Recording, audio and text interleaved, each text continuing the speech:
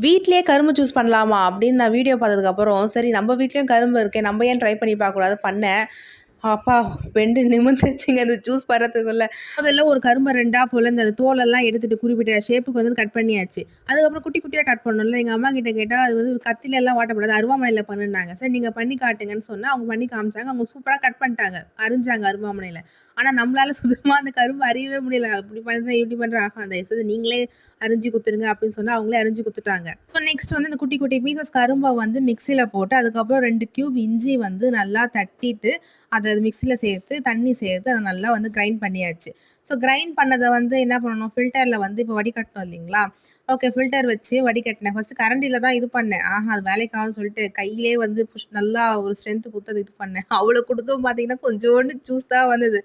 ஐயோ! இதுக்கு ஸ்ட்ரென்த் ரொம்ப தேவைன்னு சொல்லிட்டு பொறுமையா இது பண்ணி இவ்வளோ ஜூஸ் எடுக்க முடிஞ்சுது.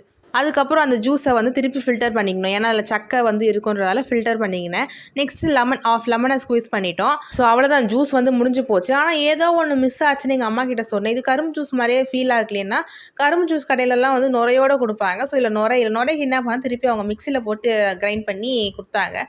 ஆனா நுரை என்னடா இப்படி வருது? ஏதோ வித்தியாசமா வருதே! குட்சி பார்க்குறேன். ஐய்யய்யோ! அந்த சக்க தான் வாயில வந்துச்சு. ஐயோ! என்னடா நல்லா தானே ஃபில்டர் பண்ணோம். அப்புறம் எங்க அம்மா சொன்னாங்க, இரும்பு ஃபில்டர்ல பண்ணாலும் அது சரியா ஃபில்டர் ஆகாது. இதுக்கு வந்து இந்த ஃபில்டர்ல தான் ஃபில்டர் பண்ணணும். அதுக்கப்புறம் தான் ஜூஸ் குடிக்கிற மாதிரியே இருந்துச்சு.